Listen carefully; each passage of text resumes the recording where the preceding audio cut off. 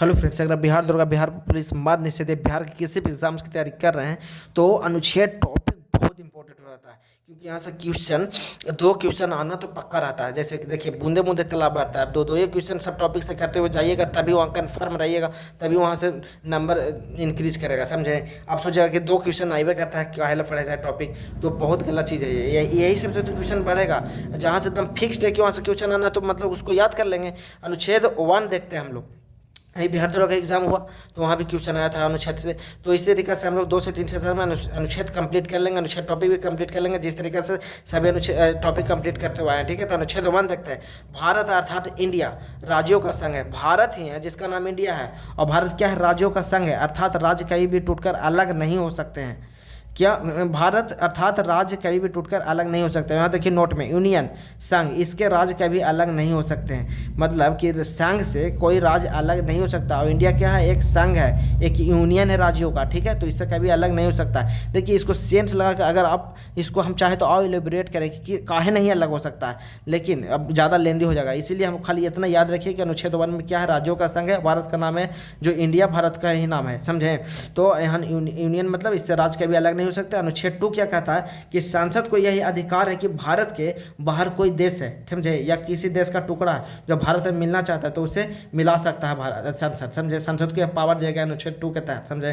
कि कोई अगर एरिया है, कोई मतलब कि देश है जो मिलना चाहता है भारत में, उसे मिलाया जा सकता है। अनुच्छेद 3 क्या कहता है? कि संसद भारत के किसी भी राज्य के नाम, सीमा, क्षेत्र आदि में परिवर्तन कर सकता है। जैसे अनुच्छेद 3 क्या कहता है? कि संसद को यह पावर देता है कि भारत के किसी भी राज्य के नाम, किसी राज्य का नाम भी चेंज कर सकता है, किसी राज्य का सीमा चेंज कर सकता है, किसी किसी का एरिया चेंज कर सकता है। तो देखिए यहाँ इसको काट रहा है कि नहीं, कि मतलब कि इससे अलग हो जाएगा। बताइए, तो यहाँ पावर है संसद को कि कभी भी किसी राज्य को या छोटा बड़ा नाम चेंज कर सकता है, तो कैसे अलग हो सकता है ये बताइए। तो अनुच्छेद 3 में संसद भारत को किसी भी राज्य के नाम, सीमा, क्षेत्र आदि में परिवर्तन कर सकती है। अनुच्छेद 3 में यह संसद को पावर देता है। जैसे कि हम लोग देखिए, मध्य प्रदेश से छत्तीसगढ़ को अलग कर दिया था ना, संसद है ना, अलग किया। कौन किया? संसद अलग किया। मध्य प्रदेश से छत्तीसगढ़ अलग हुआ कितना में? 1 नवंबर 2000 ईस्वी में अलग हुआ। और उत्तर प्रदेश से उत्तराखंड अलग हुआ 9 नवंबर 2000 को। ये सब याद रखिए। बिहार कब हुआ था अलग?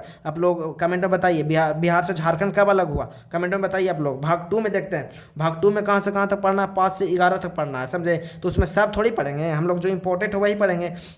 अनुच्छेद 8 में देखिए क्या कहता है? भारत से बाहर रहने वाले भारतीय मूल के लोग के नागरिकता के अधिकारों से संबंधित है अनुच्छेद 8। समझे?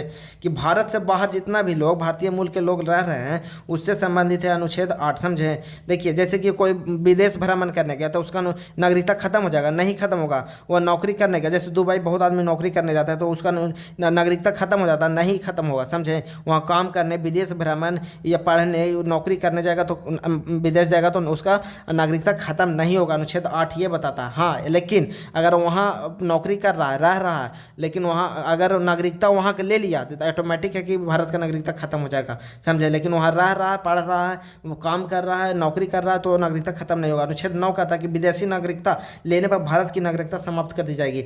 जैसे ही आप विदेश के नागरिक तो वहाँ रह रहे हैं, खा रहे हैं, पी रहे हैं, घूम रहे हैं, तो कोई दिक्कत नहीं, लेकिन वहाँ का नागरिकता लिए जैसे ही नागरिकता खत्म हो जाएगा भारत का। अनुच्छेद 9 यह कहता है। अनुच्छेद 10 कहता है कि भारतीयों की नागरिकता बनी रहेगी तब तक जब तक कि वह कोई देश विरोधी कार्य ना करे। अनुच्छेद 10 कहता है कि आप जब तक आप देखिए, नागरिकता कैसे खत्म होगा? अब अगर आप कहीं और के नागरिकता, कोई और देश के नागरिकता ले लीजिएगा तो आपका नागरिकता भारत का ऑटोमेटिक खत्म हो जाएगा। और भारतीय की नागरिकता बनी रहेगी तब तक जब तक कि वह कोई देश विरोधी कार्य न करे। अगर और दूसरा तरीका से कैसे आपका नागरिकता जा सकता है? जैसे कि आप देश विरोधी कार्य किए, जैसे कि आप संविधान का अपमान किए, झंडा का अपमान किए, तो इस तरीका से आपको नागरिकता जा सकता है। अनुच्छेद 11 कहता है कि नागरिक संबंधी कानून संसद बनाती है। यह जिम्मेदारी गृह मंत्रालय का। नागरिकता से संबंधित कोई भी कानून कौन बनाता है? गृह मंत्रालय। ये मतलब कि ये जिम्मेदारी गृह मंत्रालय को दिया जाता है। समझे?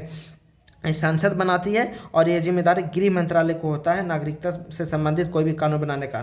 अब देखिए, भाग 3 में हम लोग पढ़ेंगे। भाग 3 में कहाँ से कहाँ तक पढ़ना है? 12 से लेकर 35 तक पढ़ना है, जिसमें मौलिक अधिकार आता है। तो सब थोड़ी पढ़ना है, हम लोग इंपॉर्टेंट पढ़ेंगे। जैसे 14 से लेकर 18 तक समानता का अधिकार है, तो 14 से 18 तक हम लोग समानता का मतलब कि सब लोग बराबर हैं, उस चीज़ के बारे में पढ़ना है। 14 से लेकर 18, 14, 15, 16, 17, 18 और जो भी इंपॉर्टेंट होगा वो पढ़ेंगे। जैसे कि अनुच्छेद 14 कहता है कि विधि के समझ समानता, मतलब मतलब इक्वालिटी बिफोर लॉ, कानून के सामने सब कोई समान है। देश में जितना भी लोग है वो सब समान है कानून के सामने। लेकिन अपवाद में राष्ट्रपति और राज्यपाल जब तक वो पद पर हैं तो उनको गिरफ्तार नहीं किया जा सकता है, समझे। जैसे कि आप उसको हटा सकते हैं, इस्तीफा देंगे तभी आप उनको राष्ट्रपति को मतलब कि गिरफ्तार कर सकते हैं। तो अपवाद में है राष्ट्रपति और राज्यपाल। आगे हम लोग और देखते हैं अनुच्छेद 15 देखते हैं। और देखिए चैनल पर नए तो चैनल को सब्सक्राइब करिए और वीडियो को लाइक करिए, समझे। आप लोग वीडियो को लाइक नहीं करते, सिर्फ कंटेंट कंज्यूम कर लेते हैं और वीडियो को लाइक नहीं करते हैं।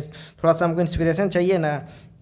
तो अनुच्छेद 15 में देखते हैं कि क्या अनुच्छेद 15 कहता है कि जाति, धर्म, लिंग तथा जन्म स्थान के आधार पर सार्वजनिक सरकारी स्थान पर मतलब सार्वजनिक स्थान पर मतलब सरकारी स्थान पर भेदभाव नहीं किया जाएगा। अनुच्छेद 15 कहता है कि जाति, धर्म, लिंग के आधार पर भेदभाव नहीं किया जाएगा। अगर किया जाता है तो दंडनीय अपराध है, उसके बदले आपको सजा मिल सकता है। अनुच्छेद 15 यह बात कहता है। अनुच्छेद 16 का क्या कहता है कि लोक नियोजन जैसे पब्लिक एम्प्लॉयमेंट में अफसर की समानता, मतलब सरकारी नौकरी में अफसर सभी लोग को समान तरीके से ट्रीट किया जाएगा, मतलब कि सभी लोगों को समान तरीके से अपॉर्चुनिटी दिया जाएगा। लेकिन इनमें पिछड़े वर्गों के लिए कुछ आरक्षण की चर्चा भी है, मतलब कि लोगों को छूट भी दिया गया है पिछड़े लोगों को। अनुच्छेद 16 यही कहता है कि लोक नियोजन में अफसर की समानता, सभी लोगों को समान रूप से अवसर दिया जाएगा, लेकिन कुछ लोगों को छूट भी दिया जाएगा, पिछड़े वर्ग के लिए कुछ आरक्षण की चर्चा भी है।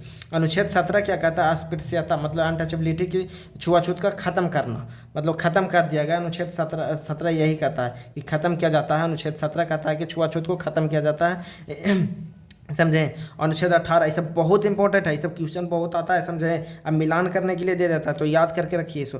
अनुच्छेद 18 उपाधियों का अंत, मतलब कि उपाधियों का अंत मतलब किंतु लेकिन उपाधियों मतलब टाइटल का अंत, कोई भी टाइटल जैसे पहले राय बहादुर, राजा, महाराजा वगैरह, नवाब वगैरह ये सब टाइटल लगाता था, वो सब टाइटल को खत्म कर दिया, आप नहीं लगा सकते हैं, समझे। लेकिन किंतु शिक्षा, सुरक्षा, भारत रत्न आदि उपाधि रख सकते हैं। जैसे कि आप शैक्षणिक उपाधि हो गया, जैसे कि आप पद के अनुसार उपाधि मिलता है तो उसको रख सकते हैं। जैसे कि पद में कोई जैसे कर्नल हो गया, मेजर हो गया, डॉक्टर हो गया, इंजीनियर हो गया, जैसे कि ये सब रख सकते हैं। ये सब शैक्षणिक हो गया, और शैक्षणिक जैसे इंजीनियर, डॉक्टर वगैरह है तो ये सब तो रख ही सकते हैं। और जैसे कि एकेडमिक वगैरह में जो भी मिलता है उस मतलब क्या उसको टाइटल वो रख सकते हैं, ठीक है। तो अनुच्छेद 18 यही कहता है उपाधियों का अंत। इतना याद रखिए कि अनुच्छेद 18 में क्या है, उपाधियों का अंत। स्वतंत्रता का अधिकार 19 से 21 तक पढ़ना है।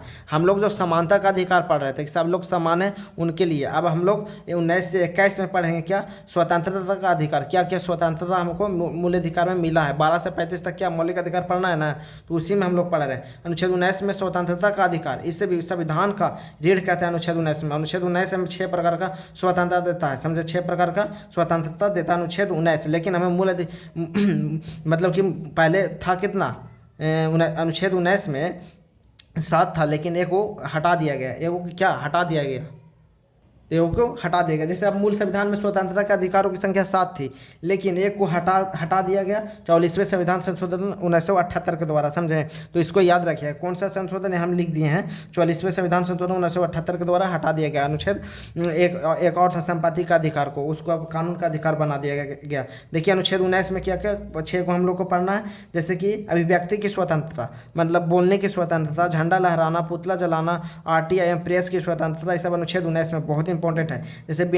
जैसे कि बोलने की स्वतंत्रता है तो बिना हथियार सभा करने की भी आपको स्वतंत्रता, आप सभा भी कर सकते हैं बिना हथियार का। संगठन भी अपना आप बना सकते हैं बिना रोक टोक के, चारों ओर घूमने की क्षमता, आप कहीं भी देश में कहीं भी घूम सकते हो, कोई नहीं बोल सकता, क्योंकि अनुच्छेद 19 हमें यह स्वतंत्रता देता है। भारत में किसी क्षेत्र में बसने की स्वतंत्रता, आप भारत में किसी भी कहीं भी जाके बस सकते हैं, आप वहाँ कहीं भी जाके बच सकते हैं, क्योंकि हमारे अनुच्छेद 19 आपको यह स्वतंत्रता देता है, कोई नहीं बोल सकता। व्यवसाय करने की स्वतंत्रता, आप व्यवसाय कहीं भी जाके कर सकते हैं, पूरे देश में कोई आपको नहीं बोल सकता। अनुच्छेद 19 हमें यह स्वतंत्रता देता है, समझें। तो आज हम लोग अनुच्छेद 19 तक कंप्लीट किए हैं, अनुच्छेद 19 कंप्लीट किए, मतलब जितना भी अनुच्छेद था आज हम लोग कंप्लीट किए। आगे अगले सेशन में हम लोग और देखेंगे, इस तरीक़े से 60 से 65 जितना भी हो सके इंपॉर्टेंट है जो उसको हम लोग कर लेंगे, ठीक है। तो आज वीडियो कहीं समाप्त करते हैं।